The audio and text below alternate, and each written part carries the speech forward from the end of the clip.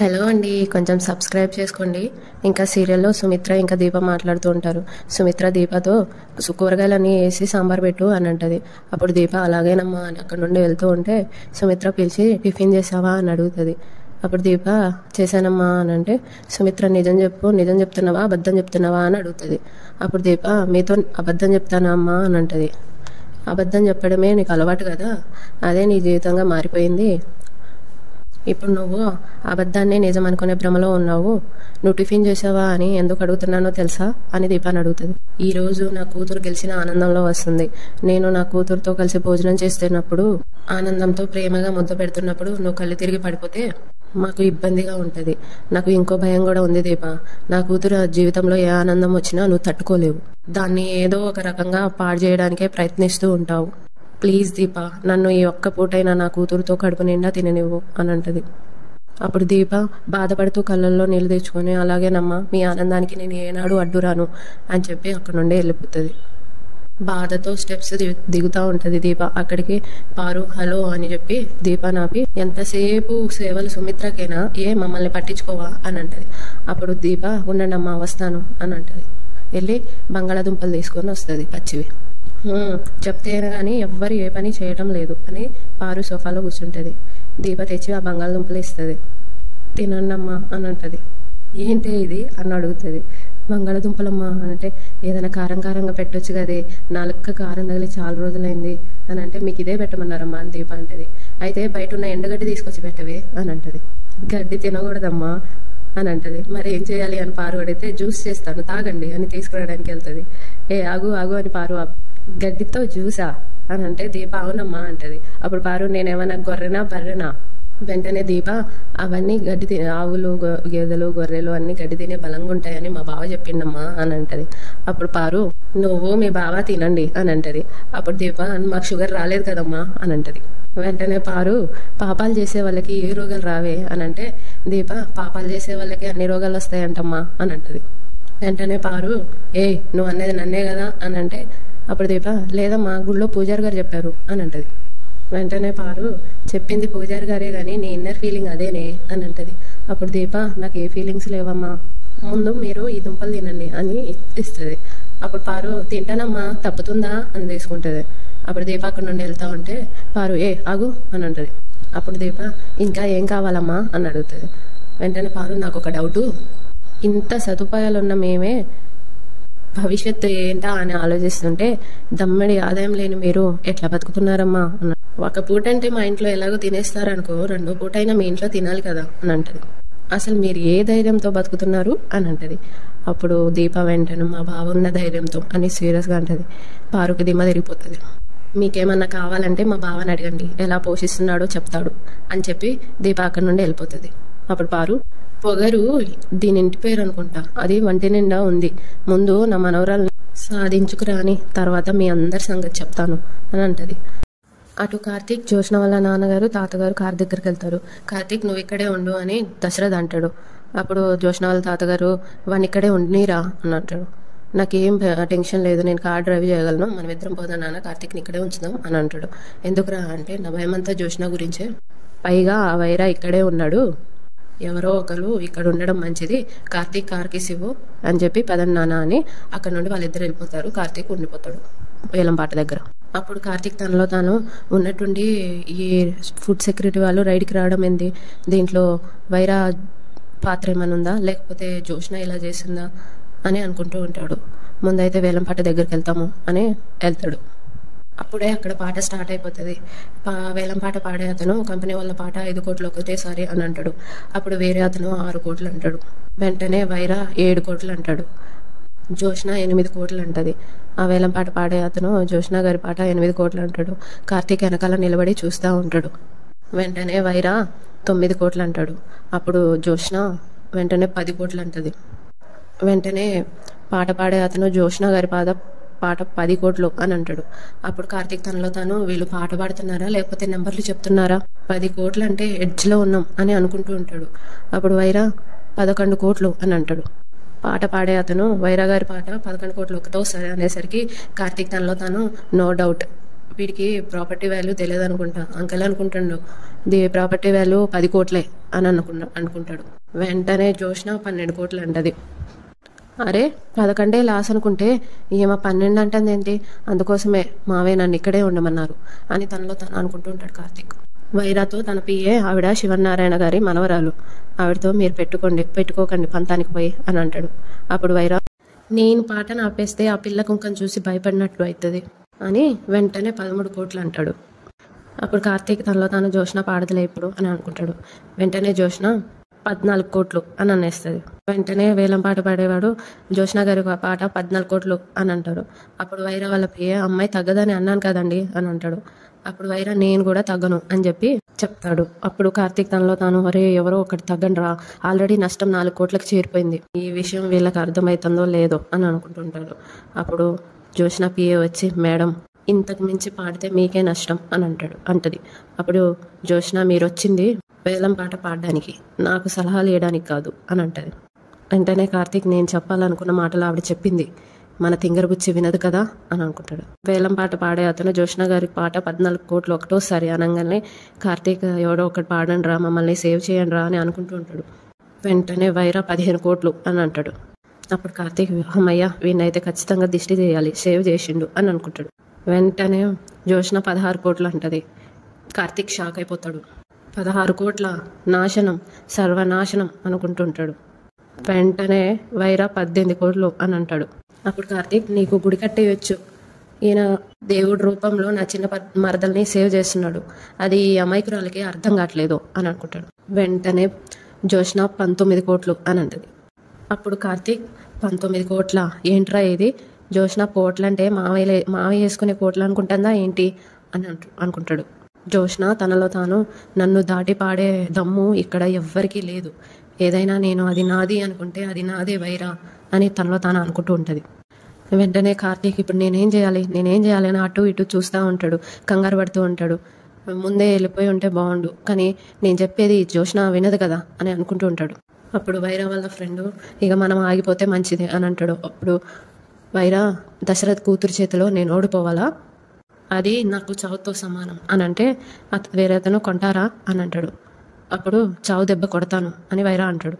దశరథ్తో పోటీ పడాలనుకున్నాను, వాడి బాబు పారిపోయారు, ఈ లేడీ పిల్ల బలైపోయింది, 20 కోట్లు దాటిచ్చి పాట ఆపేస్తాను అని అంటాడు.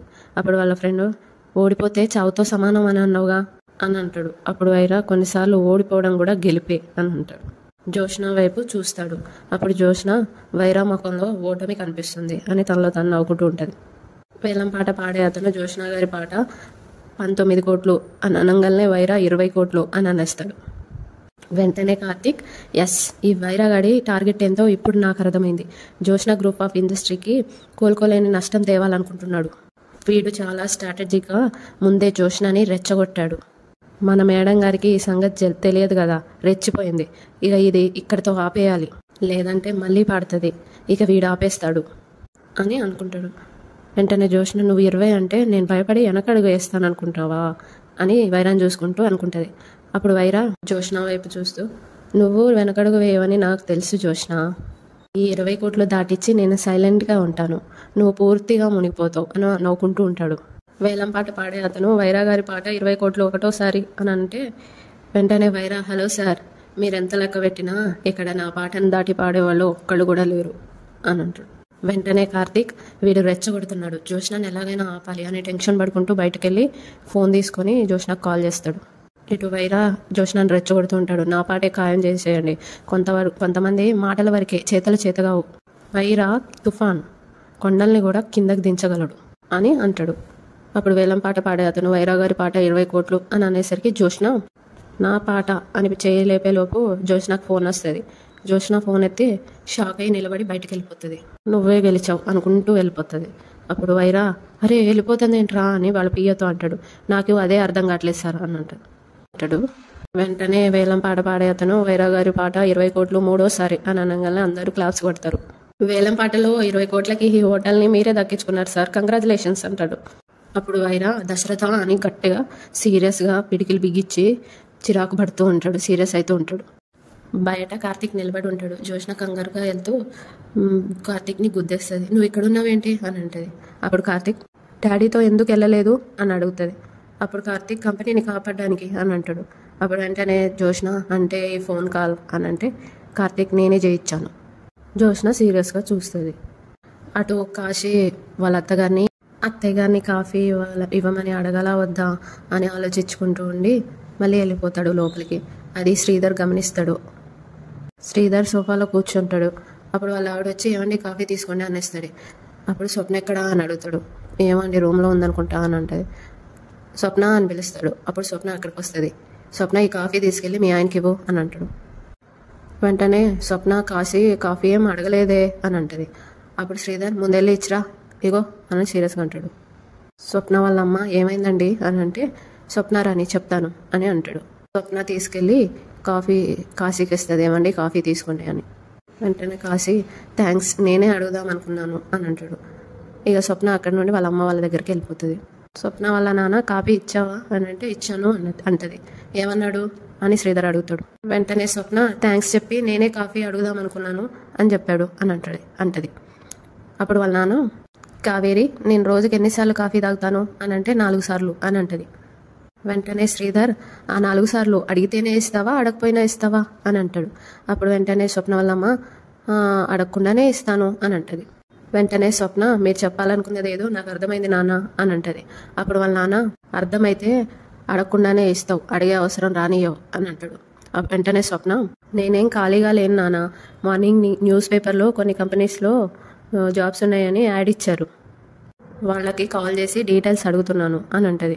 అప్పుడు వాళ్ళ నాన్న నువ్వు నీ భర్త కోసం కష్టపడుతున్నావు, అది నీకు మాత్రమే అర్థమవుతుంది, మాకు మాత్రం నిర్లక్ష్యం చేస్తున్నట్టే ఉంది, మాకే అలా అనిపిస్తే నీ భర్తకు అనిపించదా అని అంటాడు.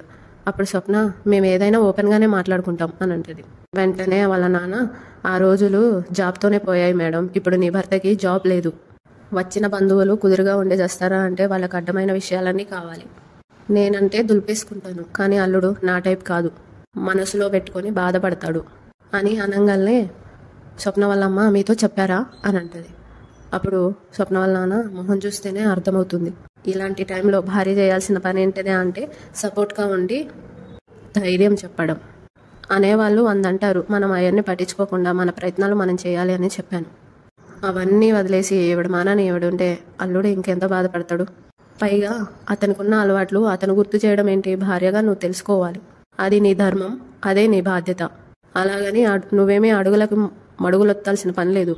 మీ అమ్మ నా విషయంలో ఎలా ఉంటుందో నువ్వు నీ భర్త విషయంలో అలా ఉంటే చాలు. మరోసారి అల్లుడు కాఫీకి కానీ భోజనానికి కానీ ఇబ్బంది పడొద్దు. జాబ్ చేసేటప్పుడు ఎలా చూసేదానివో ఇప్పుడు కూడా అలాగే చూసుకో అని అంటాడు. ఇక అటు జోష్న ఇంట్లో రచ్చరచ్చ చేస్తూ ఉంటుంది. అందరింటికి వచ్చేస్తారు. జోష్న నేను నా గెలుపుని తట్టుకునే వాళ్ళు ఇంట్లో లేరని చెప్పా కదా తాత, అదే జరిగింది ఈరోజు, వాళ్ళెవరో కాదు వీళ్ళిద్దరే అని కార్తీక్ని దీపాని చూపిస్తుంది. వెంటనే దీప అమ్మాయి గారు మా బావే ఏది చేసినా ఇంటి క్షేమం గురించే చేస్తారు అని అంటది.